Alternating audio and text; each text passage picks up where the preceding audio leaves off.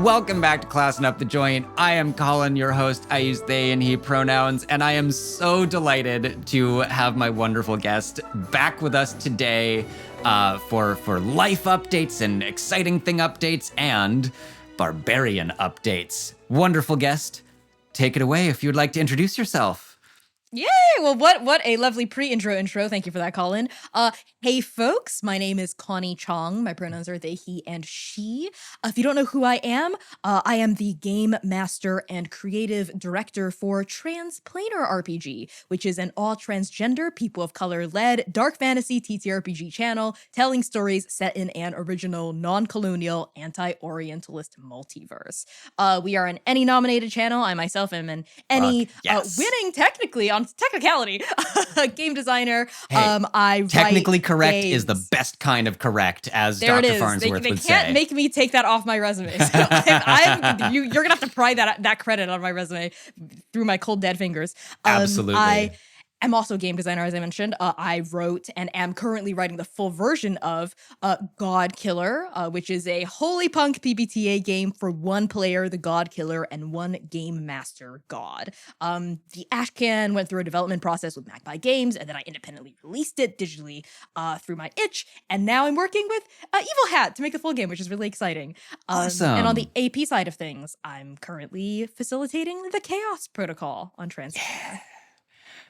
I mean, you do so much, and so much of it is so cool, and it is really inspiring to me, the amount of things that you are able to keep on your plate.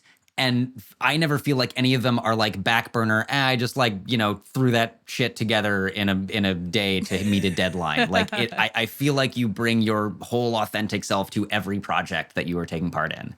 So yeah, I mean, kind of. Go big or go home is kind of my mentality. Everything that we put out there on Transplanar, we put our entire hearts, bodies, and souls into. And this is especially evident for projects that, we spearhead, that we originate, that we create. Most recently, this past year, we did our first in-studio show, God Killer Last Hope, playing God Killer, right, in like a little black box kind of setup way, just myself as a GM, my partner C. Thomas as the God Killer. And that was such an excellent experience. Definitely the highlight of my 2024. Wow. I mean, I was going to ask, there are so many cool things you've done in 2024 and since the last time we spoke. And if there are other favorites besides getting to do an amazing in-studio version of God Killer, go check it out, listeners, because it's epic and awesome and one of the best.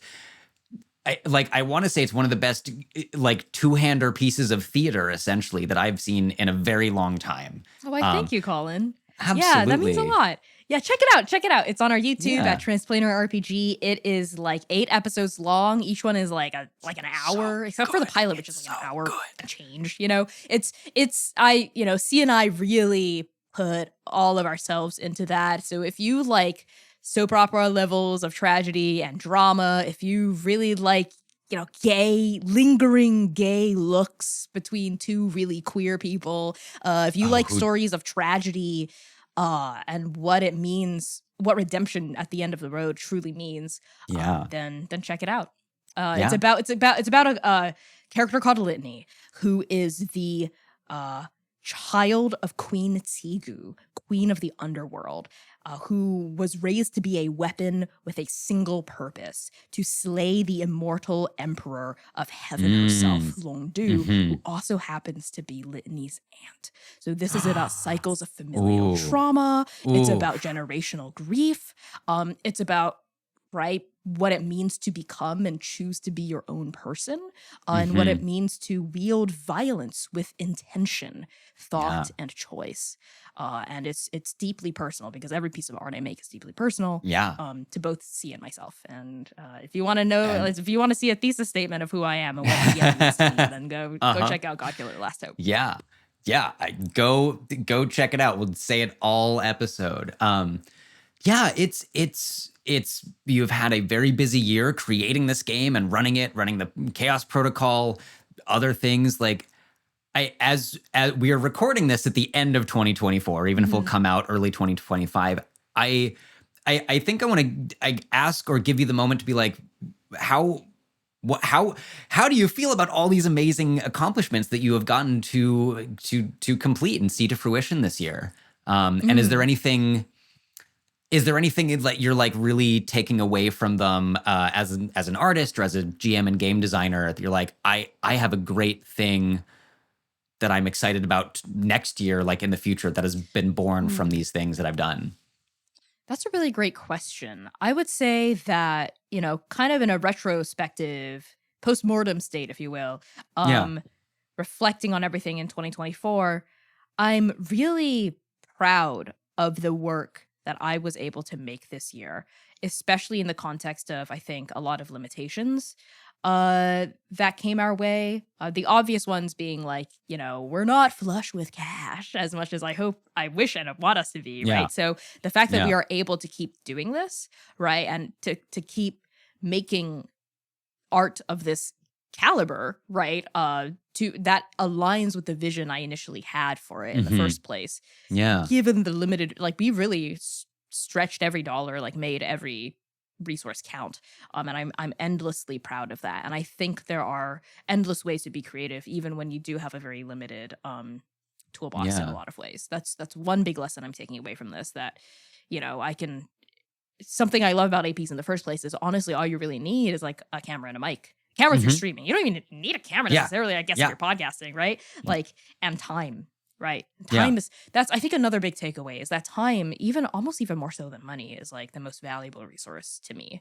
Like where I choose to spend my time, where I who think I we choose to are. give my energy to, right? I think we all know how the legendary saying scheduling is the real BBEG, and it's Right? true. It Like not is. only Yes. your finite time, but the people around you, your creative collaborators. 100%. Yeah. So I just feel very blessed, really Mhm. blessed that people have chosen, my cast for chaos, C. Thomas, all of our collaborators, Mars Ewing, our podcast editor, like, Max, who's our Max Daisy, who did our like merch line, which is another really cool thing that we launched this year that I'm really proud of.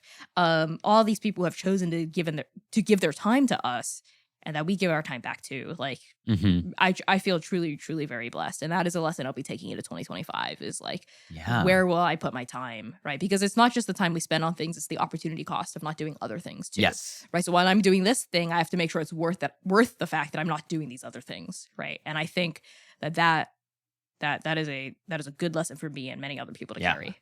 Yeah. I think it's one for myself as I've gotten older. I'm like, my time is valuable.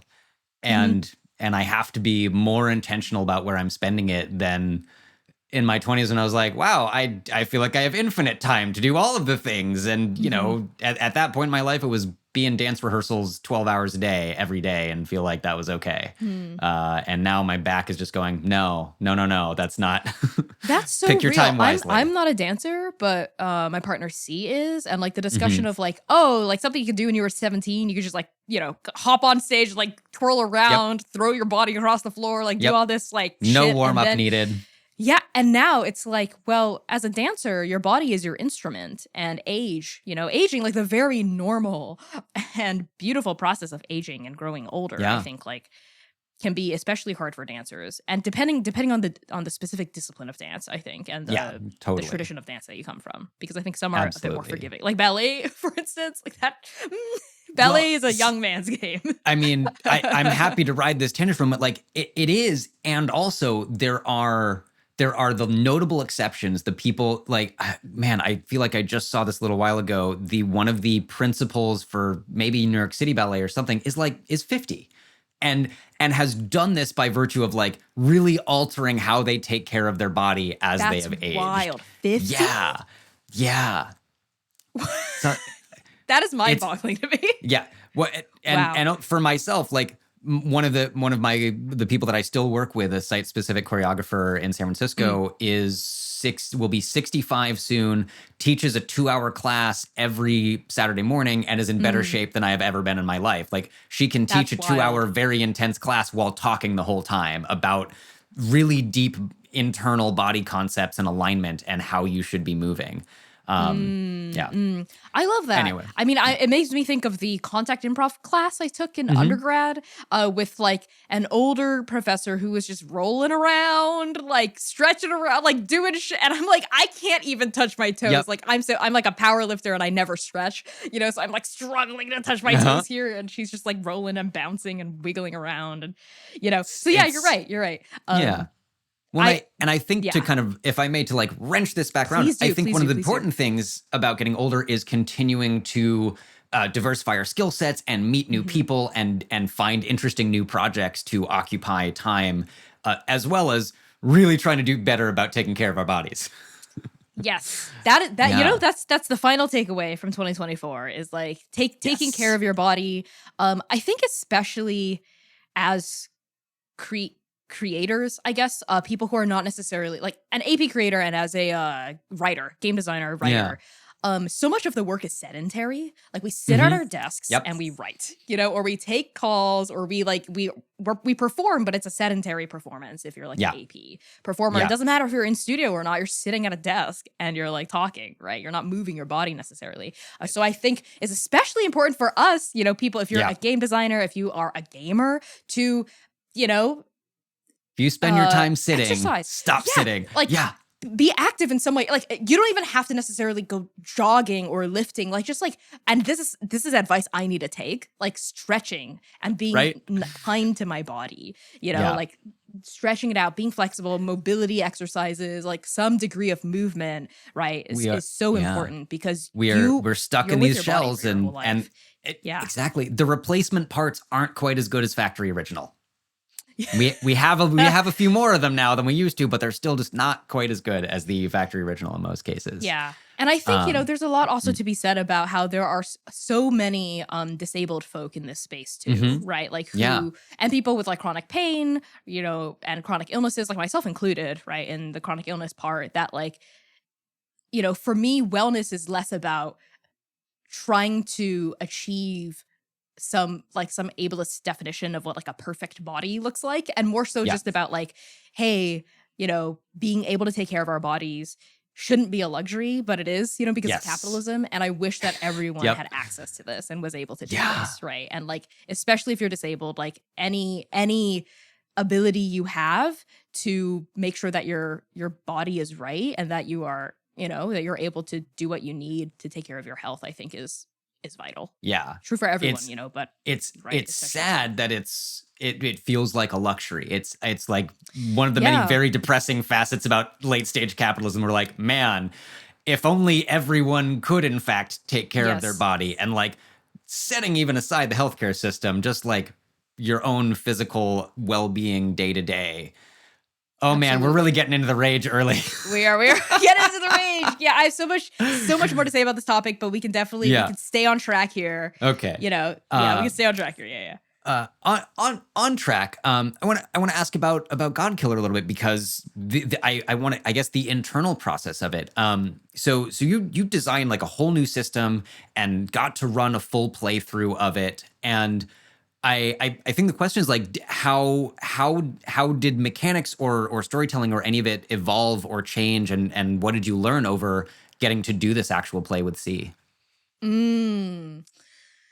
Wow, I have so many thoughts about that. Okay. The first one, I'll give a really quick rundown of the history of the creation of Godkiller and what the hell this game is. If this is your first time learning about this game and you're like, what? That sounds cool, but what the hell is it? So Godkiller began in like 2020, actually, like the seed of the idea. I wanted to run a one-on-one home game with myself GMing and C playing, not for the cameras. We just wanted to play. And I was like, at the time we were still playing D&D, and I was like, okay, let me like run like a D&D campaign for you, right? Like just me as a GM and just you as a player. So like we came up with a concept for the D&D campaign that was like, C was like, well, I want to play a Godkiller. I want to play a character who's like maybe the first person ever in the world to kill a god, and I want them to like accidentally stumble into killing this god. It's like kind of like a you know, like a comedic moment, but then it gets like shit gets real bad real fast.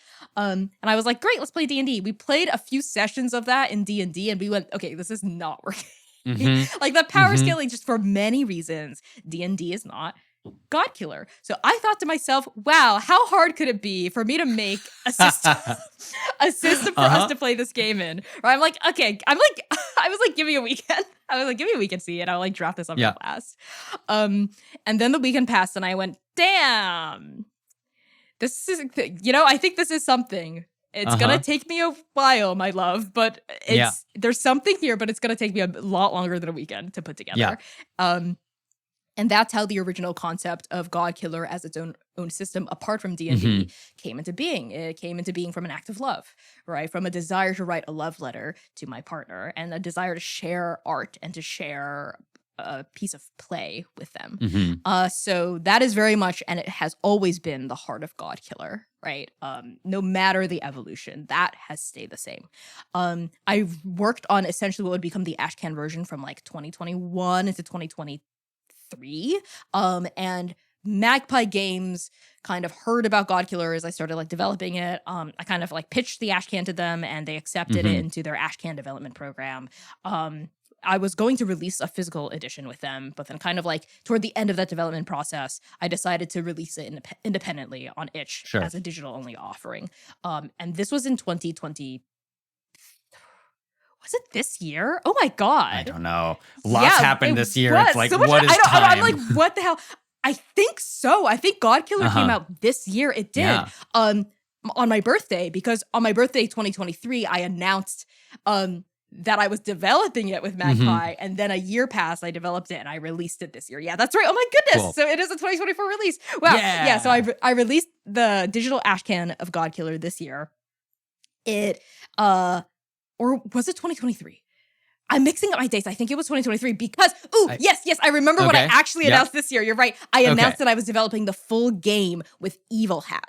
My birthday this year, because it was kind of like a tradition to announce like God Killer information on my birthday every year. So after the Ashcan came out in 2023, I basically like shopped the game around kind of loosely because I was also doing a lot of like translator AP stuff. And a couple of publishers bid, but I decided to go with Evil Hat because I aligned with their vision the most, and I really like the other games they made. They're like a really big publisher when it comes to PBTA specifically. So I'm really excited to be working on the full game with them. There's going to be a physical release at some point. We're going to like crowdfund it. Like hopefully news about that will come out later this year because this podcast episode is releasing in 2025. So we'll see. We'll include any and all links in show notes if they are, and we'll update as they become available. Absolutely. Yeah. 100%.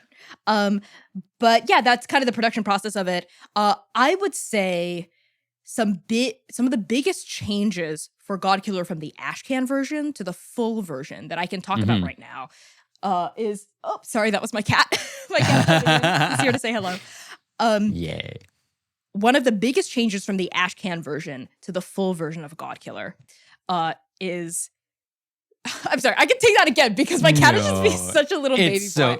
I'll try to make it for your podcast. This is what cats do. Yes, that is what cats do. I call him the meowsogynist because he's always interrupting me. Mr. Man. Wow. That's so good. Come here, Mr. Meowsogynist. Here he is. But yes, one of the biggest differences from the Ashcan version versus the full version is the fact that the full version is what I'm calling like system polytheistic. So the original, rather setting polytheistic, the original version had kind of prescriptive ideas for what your God Killer world would look like. Kind of prescribed like one of the GM agendas, and I still stuck to like the way of structuring the GMing section to like classic PBTA terms like agendas, principles, and moves. I'm diverging from that for the full game. One of the agendas was like depict a decrepit and mythical realm, right? Center the struggle between gods and mortals. Play to find out the God Killer's destiny, right? Which I think like decrepit and mythical is rather prescriptive about the flavor of the world, right? I really want the full game to support a wide breadth of settings. So you could have a God Killer game in a cyberpunk world, right? You could have a God Killer game in like a modern fantasy world in like a city teeming with vampires, vampiric gods, right? You could have a God Killer world set in kind of like Conan the Barbarian dark fantasy like realm, or you could have like a God Killer game set in like a Mad Max, high octane adrenaline junkies and these like huge like death rigs, right? All these things can be a god killer world. What makes the game god killer is obviously you're using these rules and the thematic heart of the game. So it is a series of themes that ties the game together and makes a god killer, as well as the moves that you have access to, as opposed to a specific setting, which is why I call it setting agnostic.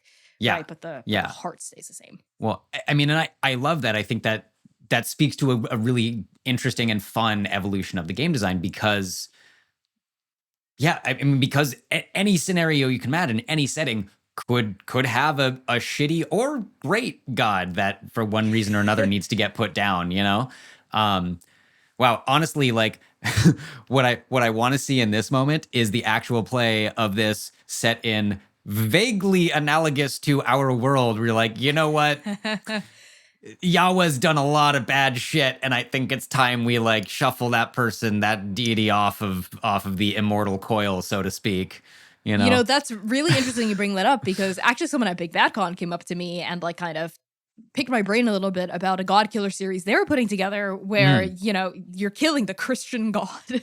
Like the main character is literally killing Christian god, and it's like pulling on like a lot of both creators like relationships with Catholicism and Christianity, right? And it's very interesting. So I think there are like many different ways to approach this and many different ways to slice it depending on your personal lived experience with religion, with godhood, divinity. The full game itself goes into this in more detail, and this is a section that I'm still writing and fleshing out as of the recording of this, right? I'm putting the finishing touches on this.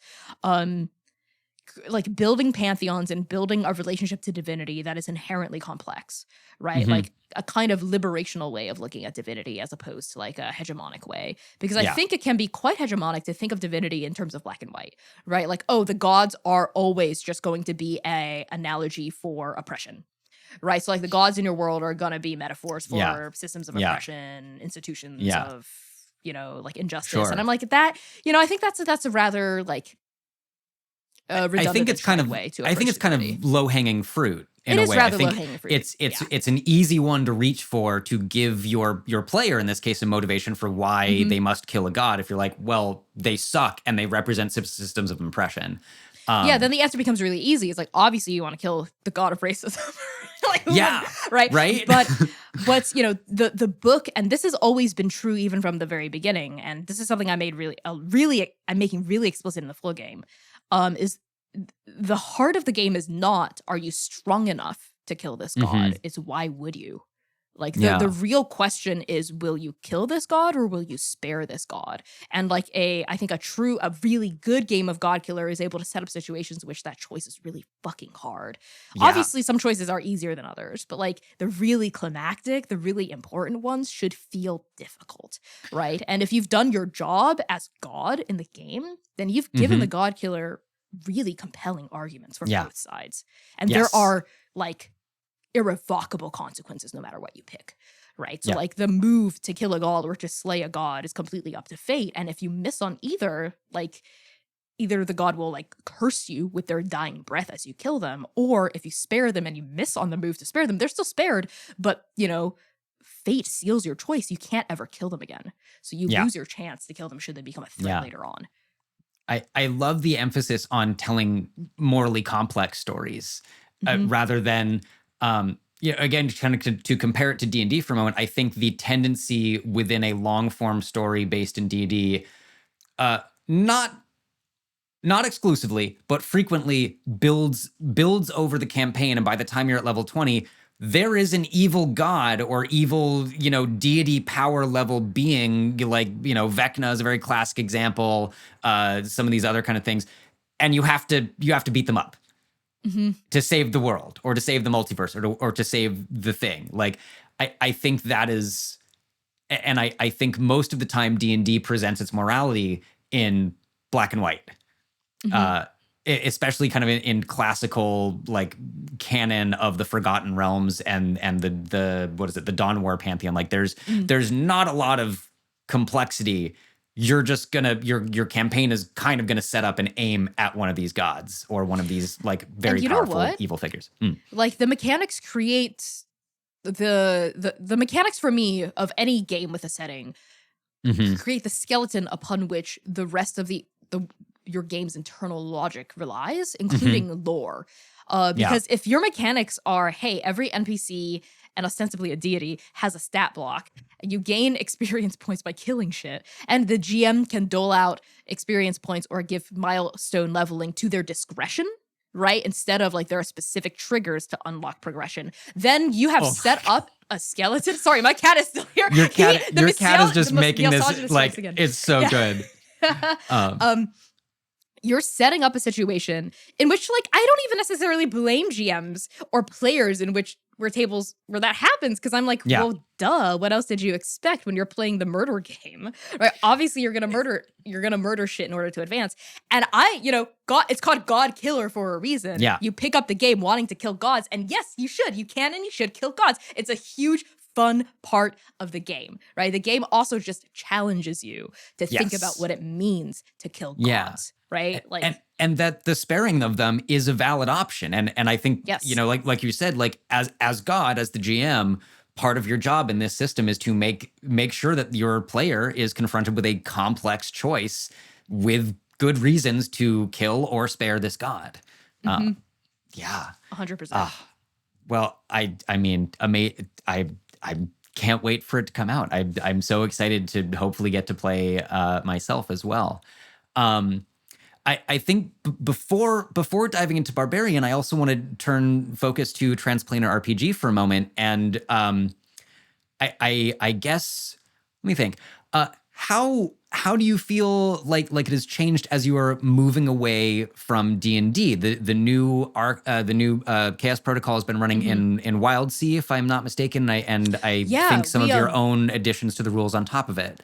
Yes, we change game systems every arc. But we keep the characters the same as part of like the premise of the show, which is the Chaos Protocol, if you don't know, follows 3 doomed agents of fate as they traverse a multiverse and untangle like a reality spanning mystery while answering distress calls on different planes. So every plane they go to, we play a different system and we get new official character art for them, right? So like arc 1, we played the Wild Sea, and we went to the Wild Sea, right? We went to like a kind of Connie spin version of the Wild Sea. We kept the mechanics mostly intact because I thought they actually, rules as written, they like fit our playstyle really well. And I highly recommend y'all checking out the Wild Sea. It's a really, really cool game. A world of rustling leaves and wild sailors, basically like pirates who sail on top of like chainsaw ships that cut through the verdant greenery, right? But it's not pro deforestation, actually. It's actually a really beautiful approach to like living in harmony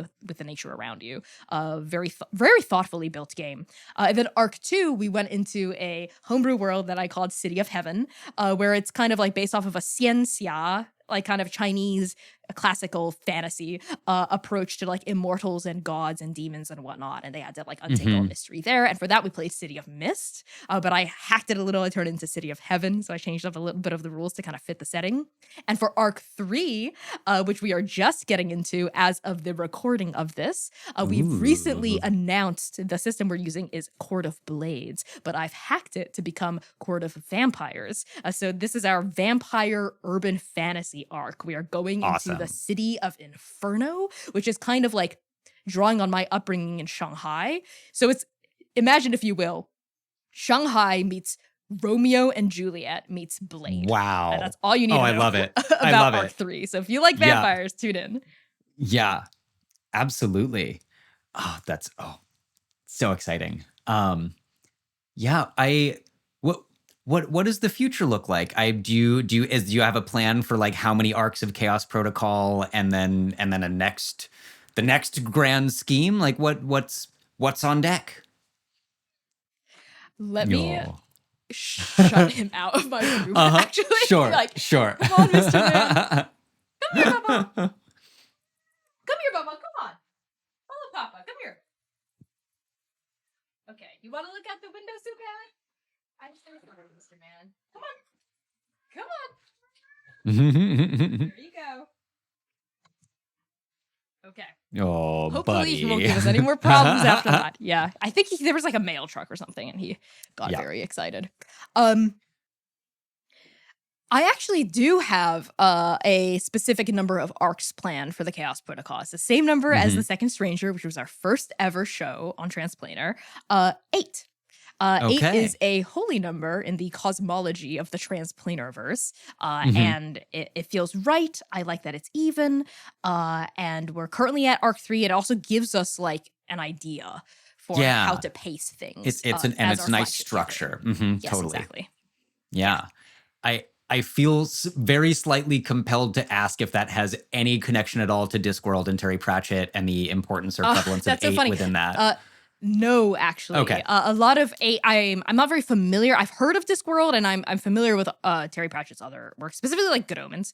But for me, 8 is both an homage to the Second Stranger, and it's a very auspicious number in Chinese culture, which is another big reason why I'm pulling on it. And the whole idea that if you tilt it on its side, it looks like an infinity symbol, right? So like that 8th grader instinct to me. Yep. For very basic symbology. Yeah.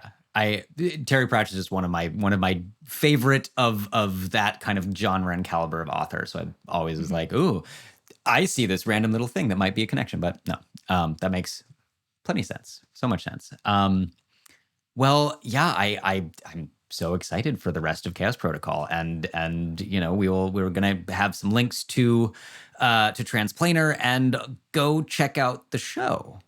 And with that, I think, shall we rage some more? Let's do it. Let's rage. Let's do it. Let's rage. It's a bonus action still, right? It is. Still do that? Oh, okay. God, I hope so. Jesus. So for the little back half of this, dear future invisible listeners, we're going to look at the changes and updates to the Barbarian and maybe some of its core subclasses in the update to 2024, continuing our rules. But yeah, rage is the big one. So I feel like there are some interesting changes.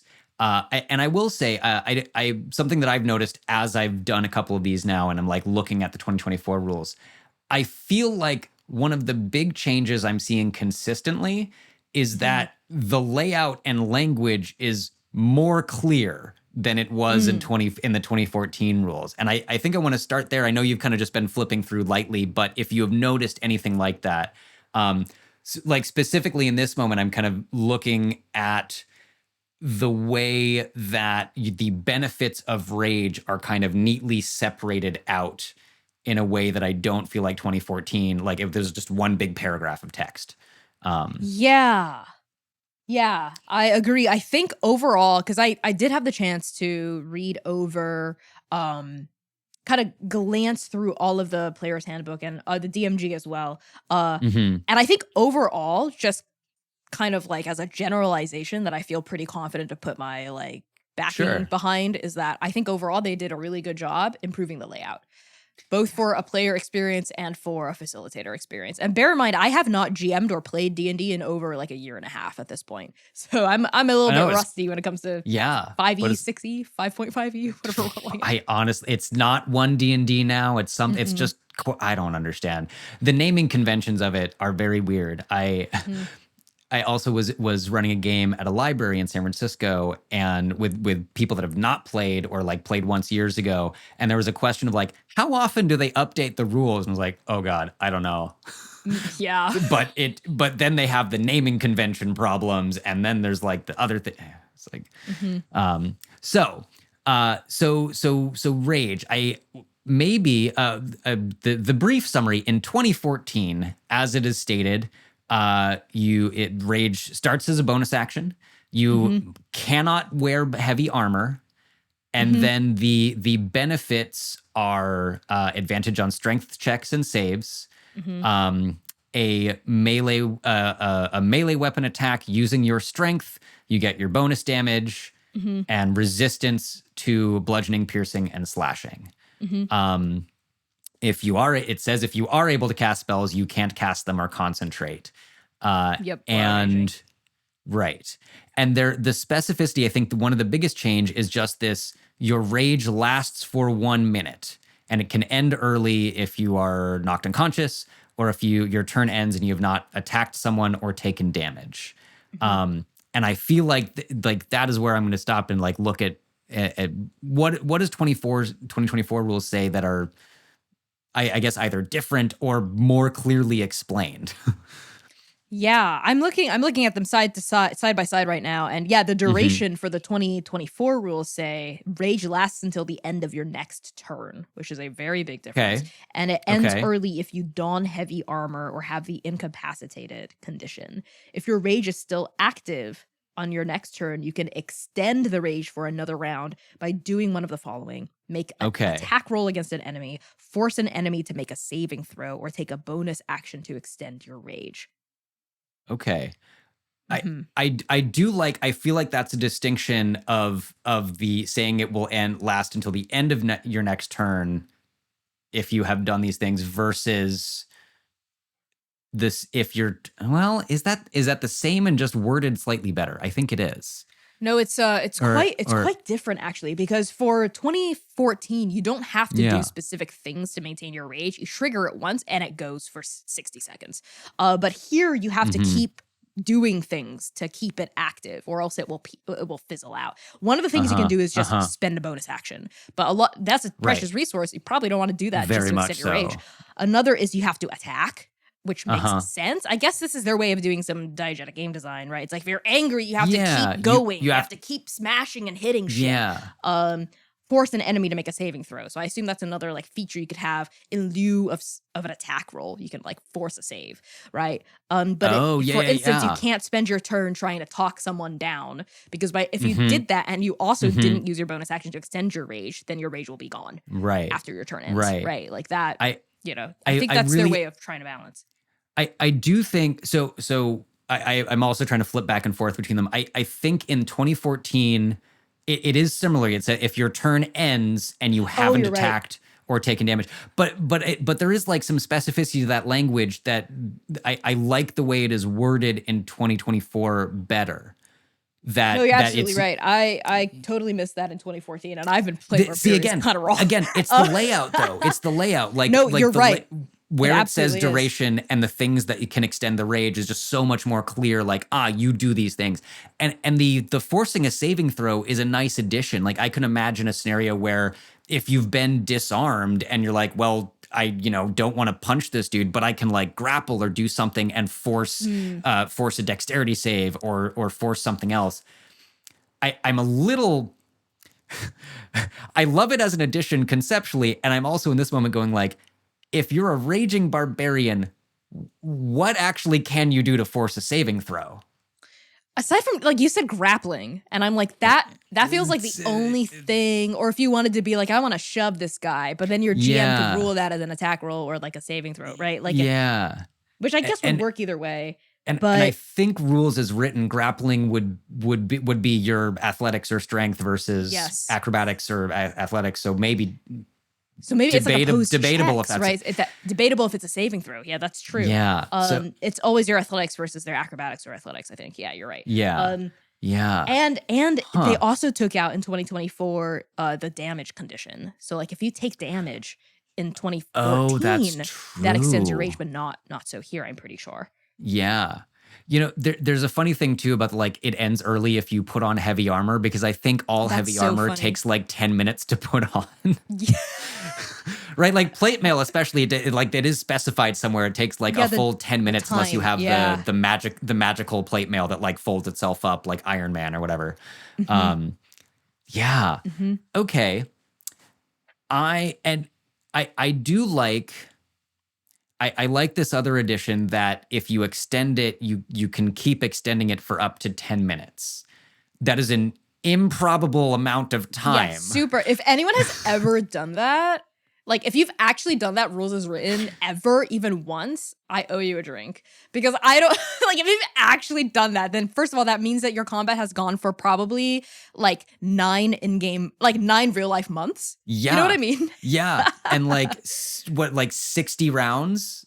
Something? That 60 rounds. Yeah. I think so. Like, absolutely not.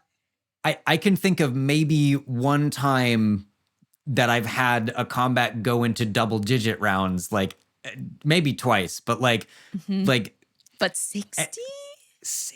A full 10 minutes. I again, like, I like this, but I'm trying to imagine the utility of it, and I think I'm coming up a little bit short. Yeah. I think that's their way of being like, it can go forever, because it's like 10 minutes is like so improbable. So Yeah. I think this is their way of saying like it won't end by not saying, by also like not saying it won't end. You know what I mean? Interesting. Yeah, the way it's laid out. Yeah, I like this. Hello, everyone, and welcome to your mid-roll. It is I, your host, Colin, here to thank you once again for listening. It is so nice and so important, and it feels so good that you are here with us. And also to remind you that if you never want to hear me say that again, if you just are excited about the show, if you love what we're doing, you can support us on Patreon at patreon.com/therollreport, where also, for as little as a single dollar a month, you can submit questions for our interview guests. Only our friends and supporters on Patreon can submit questions, and only they will get to hear the answers. We've got some really incredible guests coming up as usual, and if you want to hear their answers to your questions, head on over to Patreon. Also, you can follow us on social media. We are at The Roll Report Cast on Instagram and TikTok, and now on Blue Sky. Ooh. Follow us there for announcements about upcoming guests once they have been booked, and then you will find out if you have interesting and amazing and unusual questions for all of them. But thank you so much for listening. That's really all. We are so grateful you're here with us and hope you are enjoying this episode. Back to the show.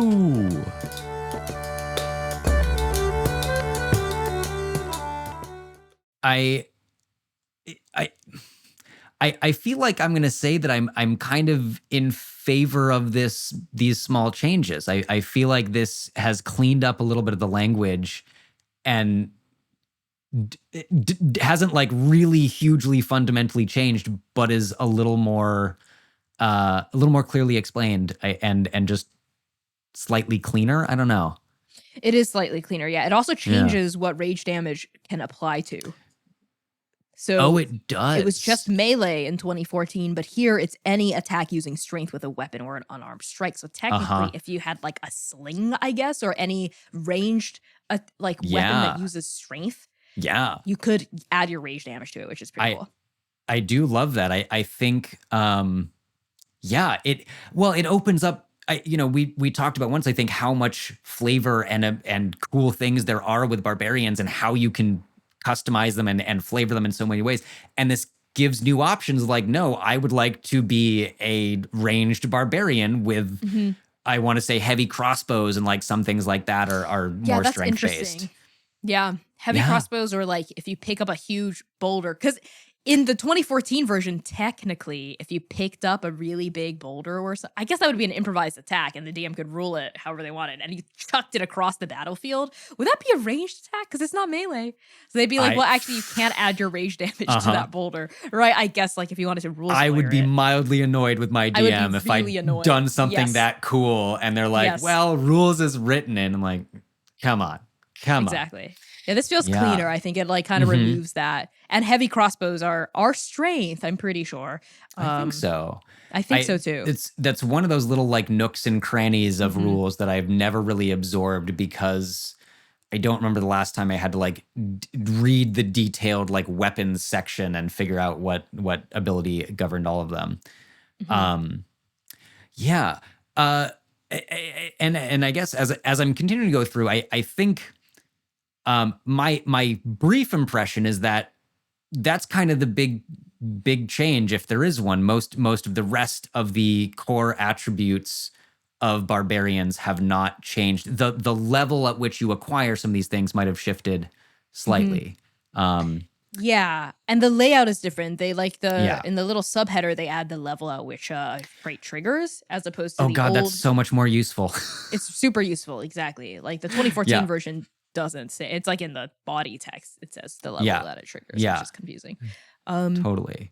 Well, the other big change is the shift from brutal critical to brutal strike. And this is a big one. This is like a whole new ability. So what we used to have at 9th level, and then again at 13th and 17th, you roll an extra damage die if you if you have a critical hit on a specifically melee attack. Which as a small aside, depending on how you rule crits, that gets really confusing sometimes. With my favorite rule, and what I usually do for home games is like when you crit, you get just a full roll of your damage die added to your bonus. Yeah. So if it's usually 1d8 plus 3, it's just 1d8 plus 11. Because it sucks to just be like, oh, I'm going to roll 2d8 and I roll 2 1s. Yeah, exactly. You know? Yeah, I used to rule it as you get like the full thing and then you also get to roll again. So if it's 1d8 plus 3, you get 8 plus 3, or technically 8, and then you roll it again. Let's say you get a 1, so you get like a 9 plus 3, right? So you're guaranteed that base rate no matter how shitty you roll. Yes, I love that. Like that, it just makes it more like, yes, you did a critical hit, you did a thing. Yes.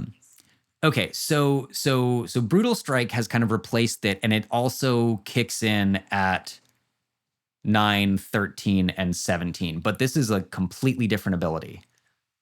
Yeah, I have to read this.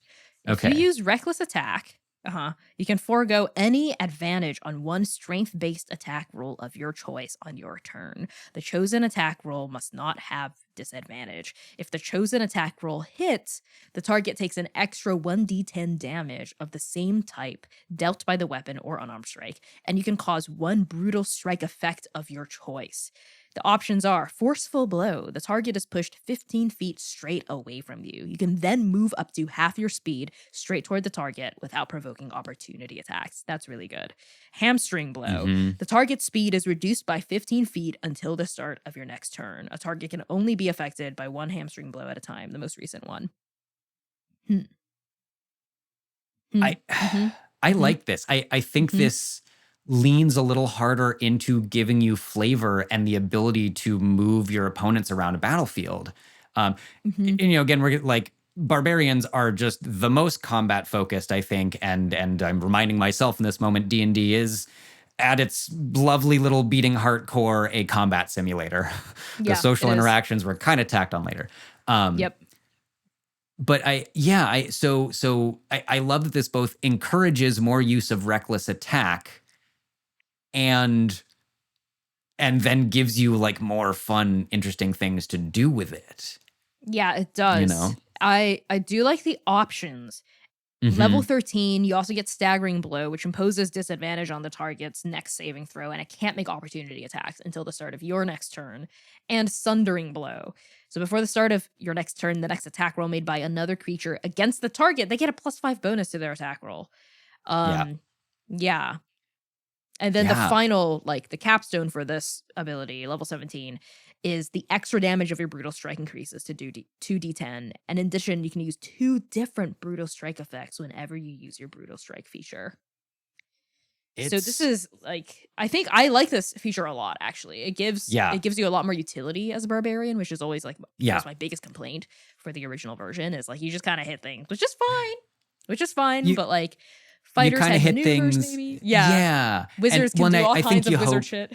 Exactly. I think the hope and the way the 2014 rules are designed, your subclass features are what give you like anything other than the ability to just like stand in the front and smack things really hard, you know, and some of them do that better than others. I really appreciate that this changes just what the base barbarian can do into something that is less of a square peg in a square hole.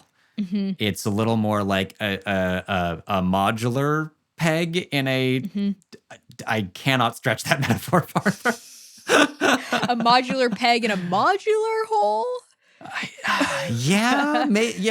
Sure. We'll go with that. I think this is a really cool new thing, and you know, again, the way it is laid out, it's pretty clear what they're doing and how it is intended to move.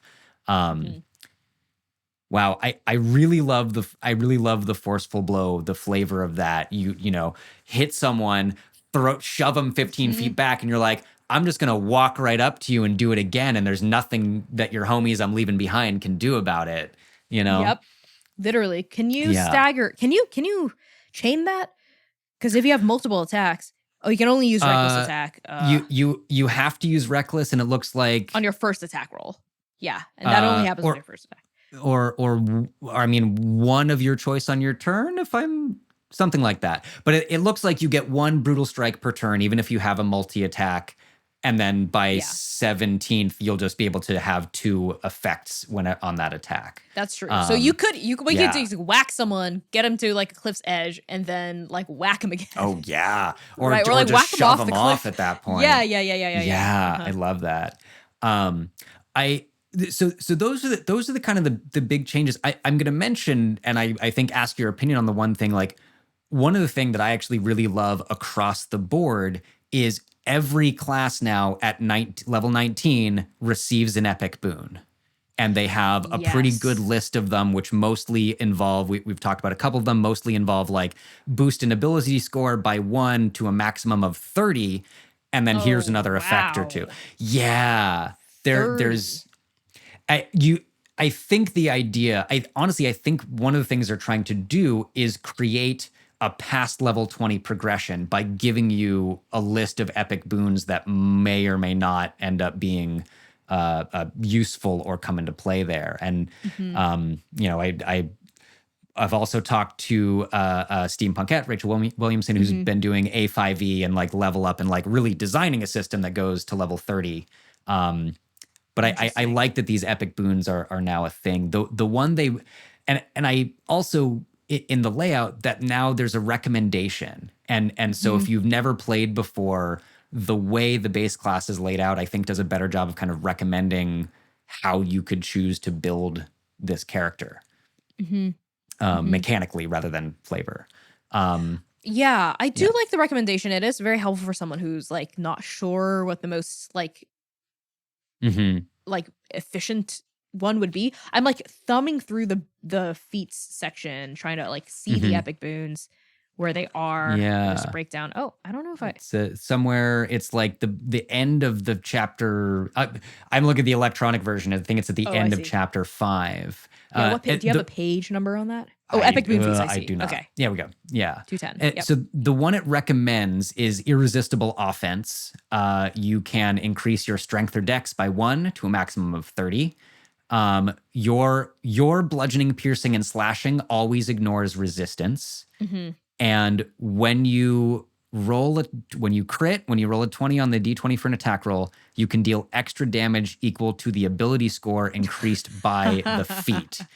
So if you crit, you're just popping an extra and you have a 30 strength, then you get an extra 30. An extra plus 30 on that attack. Yeah, that's wild. That's bonkers. Yeah, that's pretty bonkers. Yeah. So I think it is a nice feat across the board. Just be like, no, everybody at level 19, pick an epic boon.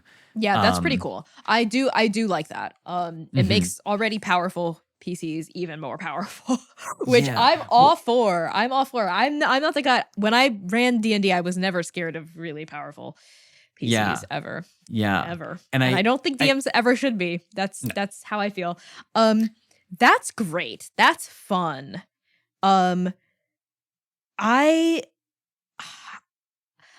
think that will only ever be relevant if you are playing a level 20 campaign.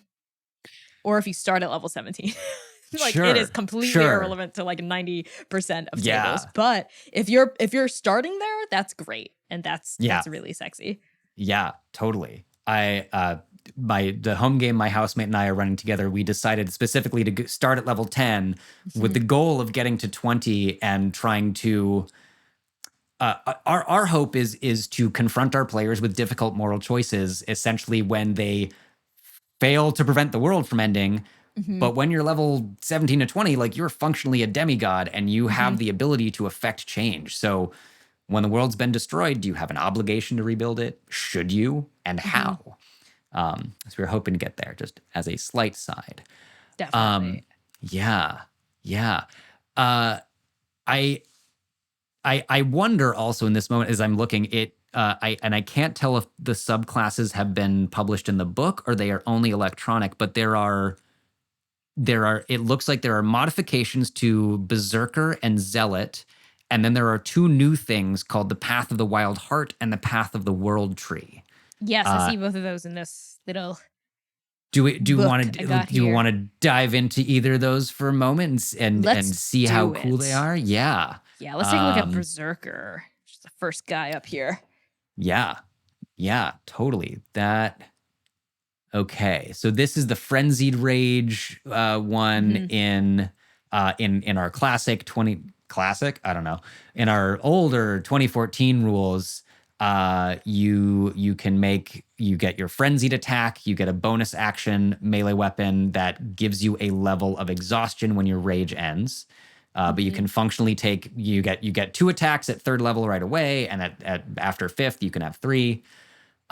Your mindless rage, when you cannot be charmed or frightened while raging, and or if you rage, those conditions are dispelled.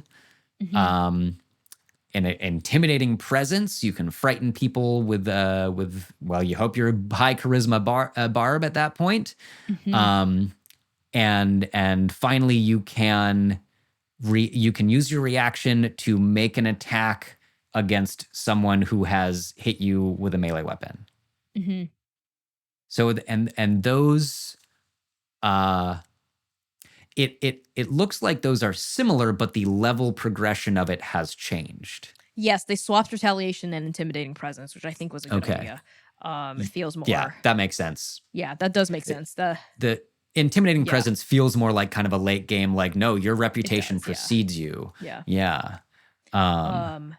They changed some of the mechanics too. Frenzy is different now. It's not an extra attack. It's more damage, I think. So if you use reckless attack, this is a 2024 version of Frenzy. Yeah. If you use reckless attack while your rage is active, you deal extra damage to the first target you hit on your turn with a strength-based attack. To determine the extra damage, roll a number of d6s equal to your rage damage bonus and add them together. Ooh. The damage is the same type of your weapon or unarmed strike used for the attack. Yeah, that's interesting. I appreciate in the 2014 rules that the opportunity cost of using your frenzy and reckless attack is the levels of exhaustion you might take later. And so I think I regret a little bit that has gone away, that there's not necessarily a consequence. It's just do a little more damage. I like it. It's kind of a cleaner way to say your frenzy gives you a boost. Yeah. But I missed the trade-off, I guess. That's interesting. I think for me to form an opinion, I need to clarify something. So the 2014 Frenzy, how does that interface with extra attacks? Because extra attacks is just whenever you get an opportunity to attack you. Right? So could you do with extra attack like four attacks with Frenzy? So attack, bonus attack. Extra attack, bonus attack? No. So because you only get one bonus action no matter what. If you multi-classed, you could do something crazy. The rules, the 2014 for Frenzy, you can go into a frenzy when you rage. If you do so, if you declare you're going into frenzied rage, for the duration of your rage, you can make a single melee weapon attack as a bonus action on each of your turns after this one. And when your rage ends, you suffer a level of exhaustion. So it specifically takes your bonus action. And so, yeah, so I could imagine you did, 11 levels of fighter and then 3 of barbarian, you would have 3 attacks for your action, and then you could bonus action attack again if you are raging. Just the one time though, because you don't get extra bonus actions. No, matter how just many the one time per turn. That's what I thought. Yeah. Okay, cool. Okay. With that in mind, so the 2014 Frenzy, I think, is stronger than the 2024 Frenzy, which I think, because it's always better to have more attacks and slightly more damage. But I think that's probably why they took the consequence away, because the exhaustion makes sense because that's a pretty strong ability for 2014, and it's less strong, so it would suck more. It would suck more to be exhausted. Totally. For Absolutely. 24, I think. Yeah. So I think a trade-off is to if they wanted to, they could have beefed Frenzy a little bit more, even if they wanted it to be damage based instead of a number of attacks based. to Yeah. then have the exhaustion come in again. I don't know how they would beef that up. Maybe even more damage. I don't know. Or I like that the damage does scale, right? Like it takes a while, but you roll d6s. You'll never roll less than 2d6s of bonus damage, and then eventually by like level 9 it'll be an extra 3, and by level 16 it'll be an extra 4. So eventually that frenzied attack will get an extra 4d6. I guess like I have been slightly scarred by the Arcane Archer in 2014 rules, where it's always 2d6 damage for the entire level progression, and you're like, that's nothing, at a certain point. Yeah, that's really sad. Like level 20 and it's 2d6. It's like, are you fucking kidding me? Yeah. I feel you. I think it's interesting they decided to chain this to reckless attack. So it's about what triggers this is reckless attack instead of like declaring it and then it's a bonus action, right? Or just having it and then getting exhaustion after. Like you decide if you go into a rage, you can decide that you want to go into a frenzy, and your rage damage like doubles effectively, right? But then you gain exhaustion, right? Yeah. That would be kind of goated. Maybe OP. But that would be kind of crazy. Well, I thank you for reminding me like that it is now the trade-off is you're attacking recklessly. So people get attacks against you will get advantage. You're a barbarian. You're designed to soak up damage, but you are exposing yourself a little bit more there. Yeah, cool. Quick aside, because it's a thing that I've been noticing. I have been enjoying as I'm looking through.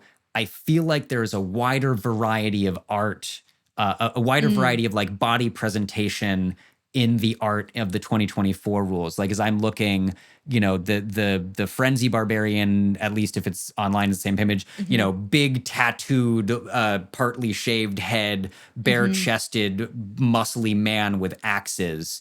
And then you go down and Wildheart, Path of the Wildheart looks like a dwarf, a halfling or a dwarf, or a halfling probably. You're right. Yeah, something like that, and long hair, features we might call classically femme. I know we were just talking about these words. We were I'm still trying to figure out recording. We were talking about that. Yeah. Yeah. And then the world tree looks like kind of a very much more slender, long-haired, I think, drow or kind of dark elf, Shadar Kai maybe looking thing.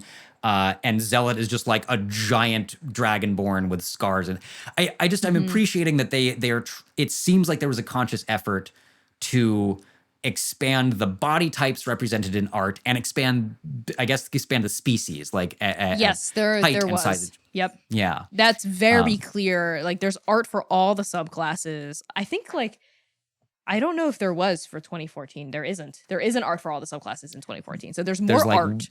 Yeah. And which is cool. I always like more art. They say it's not AI. I want to believe that. I think I do believe WotC when they say this is not AI. First of all, because that would be wild to lie, like straight up. And because, I think there are some aspects of consistency for a lot of these pieces that don't quite feel AI to me. But again, I'm not an artist, so not necessarily. It doesn't have some of like the very telltale signs, like I would say. Glossy, dead kind of plasticky, glossy look. Seems like they all have the right number of fingers and eyeballs where they're presented, and the arms are. Well, I will say the upper arm of the Berserker Barbarian sort of looks like it's coming out of the back of his skull a little bit more than like really twisting into it. Sure, but it might be a bit of that's forced quibbling. Perspective there. That's quibbling. I agree. As best I can tell, they're living up to the not. Oh, and they have artist credits. So Nathaniel Hemawan, like nice job on that barbarian. Very cool. and very cool. I'm gonna not say everyone else's name because I'm probably gonna mispronounce at least one of them. I like, my favorite ones. I think they all had like out of canvas elements to all of them, like the Berserker, like the elbows kind of out of the canvas, and the axe up there, and then the bear for the Wild Heart, and then like the nice kind of leaves for World Tree, and like a little bit of like the left hand for the Zealot. it's cool, like I've obviously all of the artists are extremely talented and, just technique wise, very beautiful art from everyone. I think, everyone did an incredible Yeah. job doing the art. Yeah. I do think maybe it's just like an art direction thing. I think, Barbarian, the main page for Barbarian, obviously Mm. huge Goliath woman, and anyone who knows me knows I love a huge woman. I love big ladies. So yes Mm-hmm. to that.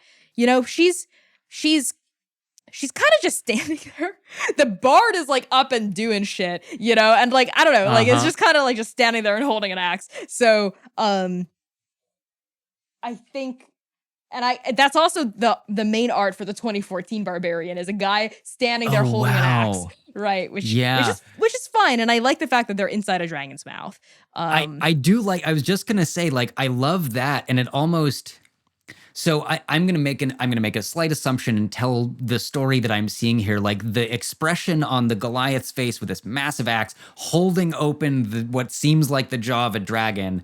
I love imagining the like, oh, you were swallowed and you cut your way out. And like the both kind of the facial expression and the pose is this like, oh, my party thought I was dead and they're all around the corpse of this dragon like weeping, and I just like cut open the mouth and like, what, someone die? What happened? Yeah, I do like the fact that this character is inside a dragon's mouth. Like that is very, very cool. Yeah. I think this is very nitpicky on my end. I think compositionally there are some Yeah. ways to do it that might have made it more obvious or like cool, for lack of a better term, I suppose. Yeah, totally. But otherwise, yeah, because cleric, I mean, if we just look at the compositions of some of the other classes, cleric is badass as hell. There are like other figures in this, like foot up on a shield, right? Like actively doing stuff, Yeah. right? And like we've got, druid is crouching. There's so many figures around the druid, so many animals, and like there's like this magic swirling upward. Yeah. The crouch is Yeah. cool. I just feel like it's a little. Yeah. Just a little, Yeah, I think, no, compared that's- to the other pieces, underwhelming. That's all. Sure. And it's not like a No, technique thing. I think it's a composition thing. Yeah, But, I think so. That's valid. As I'm poking at the cleric, I'm again just like, one thing that I'm noticing that I love, the life domain art is a rather rotund, apple-cheeked man. And I feel like most of the art in 2014 is like pretty, if you're not slender, you're like muscly, and there's not much, much fat representation or honestly, I think there, if I'm remembering, one of the ones I looked at, there is one of the subclass arts is a person in a wheelchair who's still doing the thing. And I think I want to maybe use that to ask you, kind of to slowly wrap on this, just as I'm looking at time. You've taken a pretty, it sounds like a so far kind of cursory look at the 2024 rules. But as someone who has had very valid criticism of D&D in the past, are there things with this quick glance that you think are satisfying changes and show actual growth on behalf of Wizards and the publishers? And I know this is kind of like an early moment to ask this question, but maybe is your first impression positive, generally speaking, about what they are trying to do?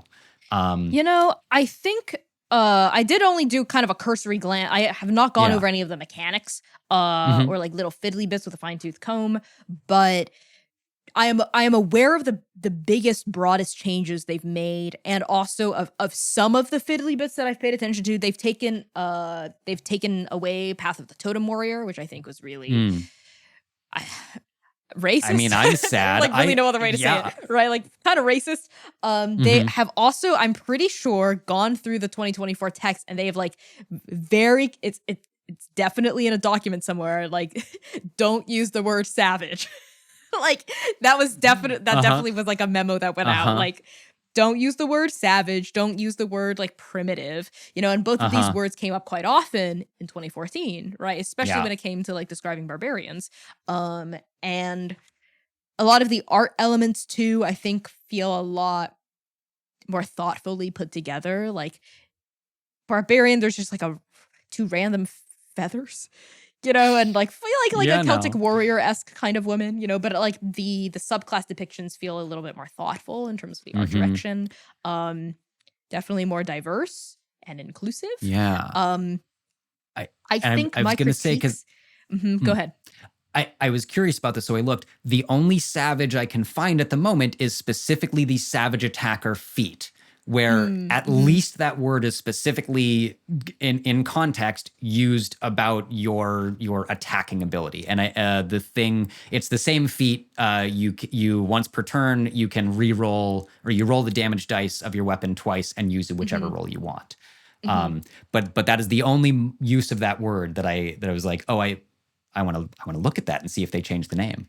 Yeah, I personally I'm still not a huge fan. I feel like they could have used like ruthless, fearsome. Maybe they're probably just like tied to it for like IP reasons, I guess. But like on the 2014 version, like page 46 in like the opening descriptors of what a barbarian could look like. The second example is a half-orc snarls at the latest challenger to her authority over their savage tribe, ready to break his neck with her bare hands as she did to the last 6 rivals. Very interesting. So like that's been taken out. That was taken out online. Whenever it was taken out, I wanted to double check this. So is it on not in D&D your Beyond PDF? currently, it's not on D&D Beyond. Okay. I've been looking there just because then it's all right here, and I trying to do better about like keeping my focus on my guest and on the thing. But it is exactly the same, but it just says a half-orc snarls at the latest challenger to her authority over their tribe. So at some point they may have absorbed that criticism and changed. Yes. Up no, it's because I definitely guess it's here. I like easier see to it do in the that. ink, Yeah. right? Yeah, totally. Really interesting. So I feel like that's actually a kind of perfect microcosm to I think a lot of WotC's responses to consistent cultural complaints from many different affected communities for their 2024 Player's Handbook, which is they've made a lot of important, I'm not going to necessarily downplay how important this is. They've made a lot of important but overall cosmetic changes to a lot of their mechanics, like renaming race to species. Otherwise, it's basically the same.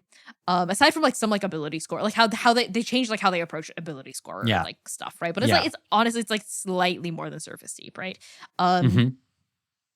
Like taking out all mentions of savage as a descriptor for a peoples or a group of people or a person, and more so about like an action, which I personally just like. I think that word is really, really loaded, and I just personally wouldn't use it in any of my work.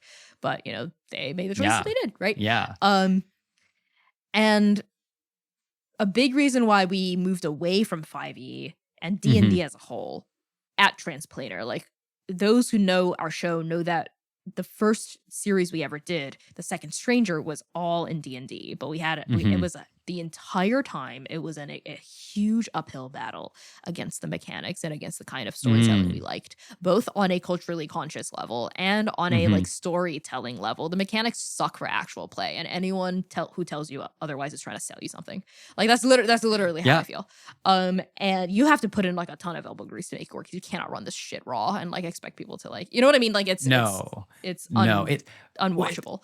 I mean, I think about like raw includes things like your encumbrance and your like need to search for rations every day and this thing. And like I've said a bunch, I think there are players who love that level of granularity and crunchiness, and I'm not one of them. I don't DM that way. And I mean, I feel like we talked about this a little bit. Like running a game for an actual play requires flexibility and good storytelling. And you're right, like the rules as they are written, and if you really do all of them for D&D, are not conducive to good storytelling. No, they're not. And I have a lot of thoughts about that. Like just like the mechanics bog everything down, kind of, especially combat. This was a whole conversation about a year ago about like rules of lighting or whatever the hell. I have a lot of thoughts about that, and I disagree with a lot of you out there. Anyway, on a cultural, it was just like an uphill battle, because there are so many assumptions baked into the mechanics of D&D. And you're right, at the end of the day, it is a combat simulator, and that's not what we wanted to do. We didn't want to simulate combat. And a lot of the assumptions about how combat should be are not great, and the way that they just mechanize species,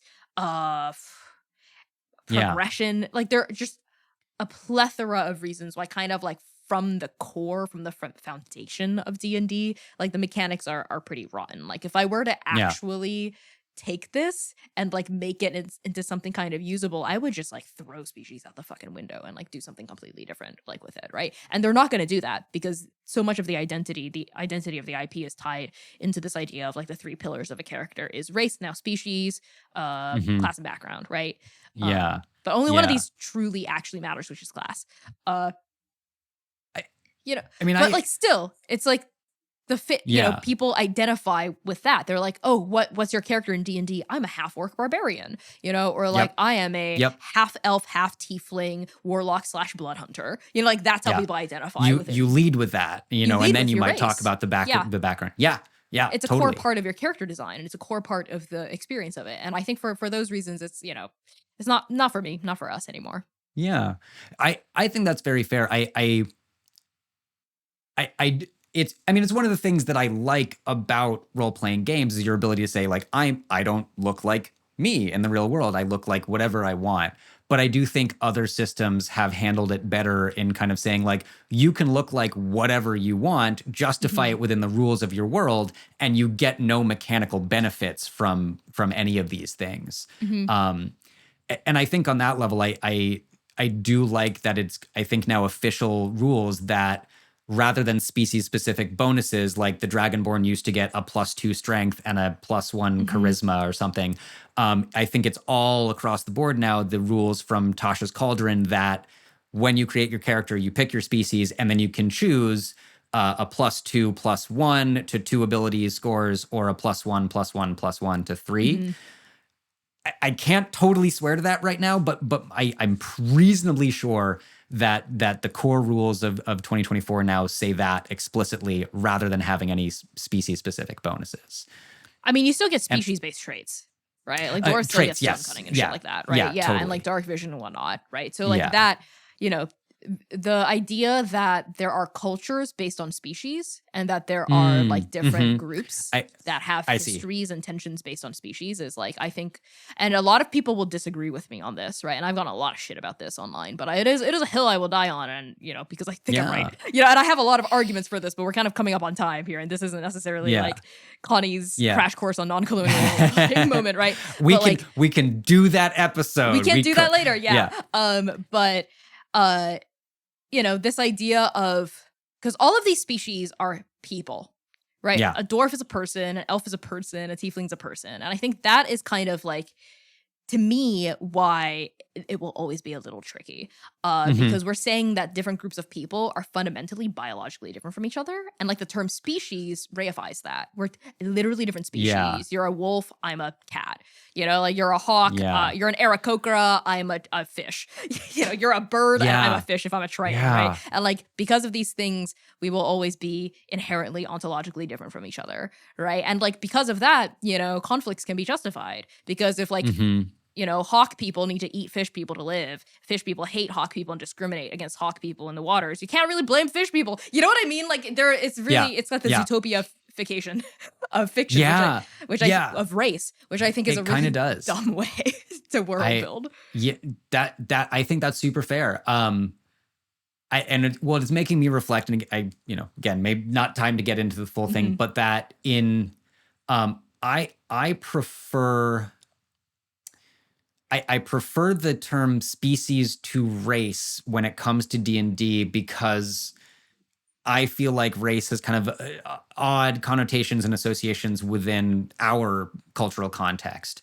And a Triton is, I mean, I don't know, we can get into like magical biology sometime too, but like I would consider a Triton probably a different species than a Dragonborn, not necessarily a different race.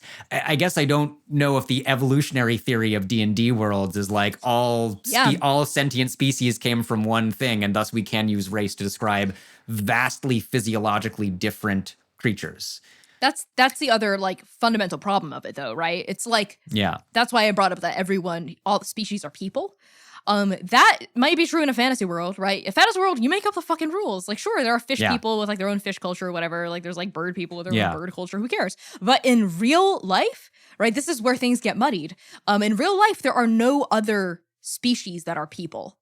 Like all humans, like you're right, race is a social construct in real life. Like black people, Asian people, like blackness, whiteness, Asianness, these fucking social constructs. There's no gene that makes you black. There's no gene that makes you Asian. There are a collection of traits that make you present a certain way, right? And that can be read then in a cultural context as black or Asian or white or whatever, which is then upheld by material conditions and historical reality, right? But the reason why this is so problematic is in the real world, we see, for instance, birds eating fish, right? And this is kind of like the cycle of nature, right? But like they're animals. They aren't people in the same way that we as humans are able to be people and like war against each other and hold conflicts against each other. And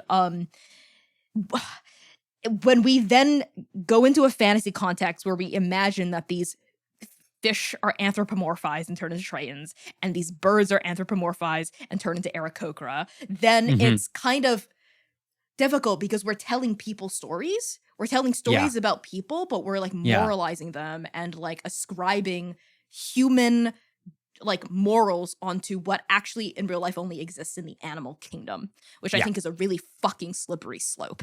And I think like if you're gonna do that, I'm not necessarily saying you can't do it and do it well. Sure. I think there are some pieces of media out there that I even like that deal with questions of different species with human level, like real life human level intelligence in a way that is kind of interesting. Like I love the Animorphs series, and that has different species and a specific species, the Yeerks, who do evil fucking things because of like things they need to survive, right? But there are also Yeerks who like are against that. So I think there's like, you know, there are ways to do it, but it's really fucking hard to do it right and to do it well. And especially in a TTRPG setting where you have multiple cooks in the kitchen, sharing their own vision and bringing their own baggage to the work. Absolutely. And with different degrees of experience when it comes to like knowing how to world build non-colonially. You know what I mean? So totally.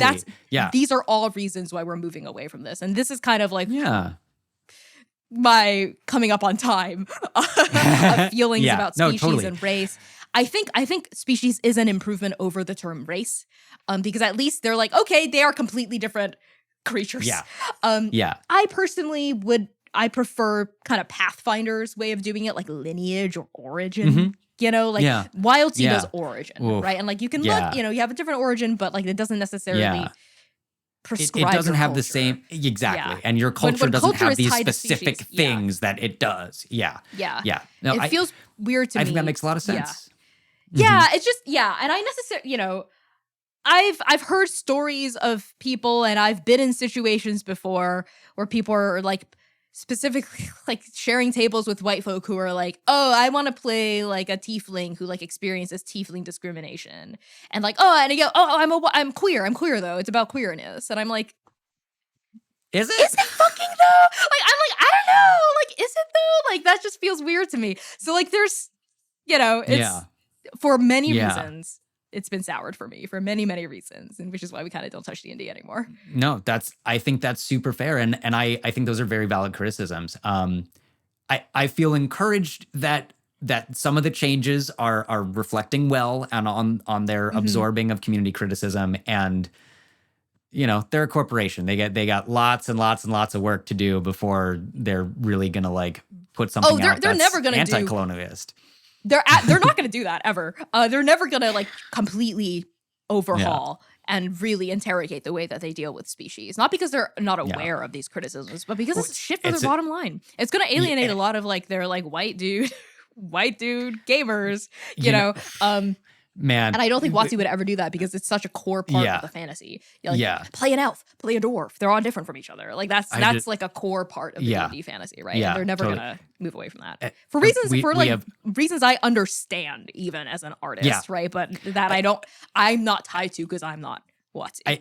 I understand from a game design perspective and unfortunately from like the capitalist and business perspective, we do not have time to even get into this bullshit about maybe Elon Musk is buying Hasbro and then will own D&D. That's so and how funny. that will fucking ruin it. What's he gonna do? Like what? Like people already homebrew. What's he gonna do? Even. Maybe we'll do a whole speculative episode on the dystopian future of WotC under rule by Musk. But for now, someone needs to redacted. That's all I'm gonna say. Like someone needs to just fucking do that. Sure. Do what I just said. On this note, Connie, thank you so much for joining me again. Always a pleasure. Where can people find you on the internet? And we'll have those links as well, but say them out loud. More is more. Absolutely. Thanks for having me, Colin. It's always great to talk shit about D&D, which is so funny because I'm here for it. They send me these comp copies still. Like they're that's and so I'm nice. like, I'm not gonna say anything because I like getting free shit. You know what I mean? Sure. Like I like getting free shit. Yeah. So I'm not gonna say anything about it. But maybe I don't know. Yeah. Maybe don't share this episode to WotC specifically because I still like getting free shit. And they will stop sending me shit if they hear about this. But I'm Connie, pronouns they, he, and she. You can find me across the internet at by Connie Chang. That's BYCONNIECHANG. I am trying to migrate off Twitter. I'm moving to Blue Sky. So everything about Transplaner and myself, you can find on Blue Sky. Give us a follow. We're trying to rebuild our following there. Like, I would love to have the same amount of followers that I had on Twitter here. It's really fucking hard to migrate platforms and to rebuild the thing. It's really, really It seems like it's happening slowly, and we'll keep that revolution slowly going. But surely we're trying to keep the momentum moving forward. That is amazing. The plan. Hopefully it won't take me another 4 years to get there. But yeah, that's me. Give us a follow. Check out Transplaner. We tell dope stories. Yeah. All the things. We'll have the links to the show notes. You can also find the Roll Report on Blue Sky now. As always, we are at the Roll Report Cast. Follow us there. And you can find more incredible special stuff on our Patreon at patreon.com/therollreport. And thank you so much. One more time, I'll just keep saying it. I am utterly delighted to have you as a guest, and it means so much to me to get to talk to you. So thank you so much, Absolutely. Connie. Yeah, I'm always so honored when folks invite me on and want to talk to me about shit. Thanks for having me on, Colin. This was a blast, and thanks for letting me yap. It was a blast, and it was full of rage. Yes. Down with AI. Down with AI.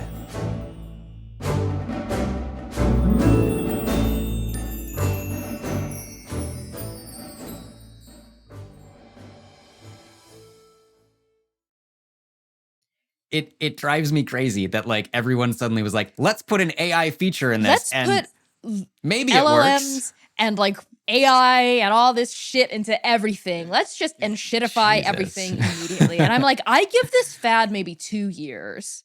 Maybe 2 years, depending on how much people have invested into it before it fucking collapses. I saw someone share, I think, might have now been a Blue Sky post, might not have been on Twitter, but someone was like, AI exists so the wealthy can have access to art and artists can't have access to wealth. It's like something there's a little bit more that was that gets me. And it's true. That's really real. Also stuff like ChatGPT that people are using to replace Google now and whatnot, and the AI overview at the top of Google that I can't fucking turn off, and all Pinterest being flooded. Pinterest is always accessible, it's but even wrong. more. Google image search, I have to tack minus AI onto every Google image search I do now. It is infuriating. I hate it. I wish death upon AI. I wish death upon people who are facilitating the enshetification of our social media platforms and of the fucking ecosystem of the internet. I give it 2 years tops. You can fucking bookmark it right now. I give it 2 years tops. I would love that. I would be so happy. And you can add this into your podcast. We can open up how much we hate AI. It's me, Connie Chang, and I hate AI. Who needs an intro? The intro is we hate AI. That is the intro. Oh God. And just the massive amounts of water. The insane amounts of land and water. For the environment. We are speed running. Not we, 5 rich white dudes are speed running the heat death of the universe. It's fucking... Welcome back to Classing Up the Joint, where we start off with environmental devastation and catastrophe brought on by AI. This is setting the tone for the rest of this episode. I love it. You know what? It's great. It's going to be great. What's about Barbarians? We're raging. We're raging against AI. We're raging early. We're raging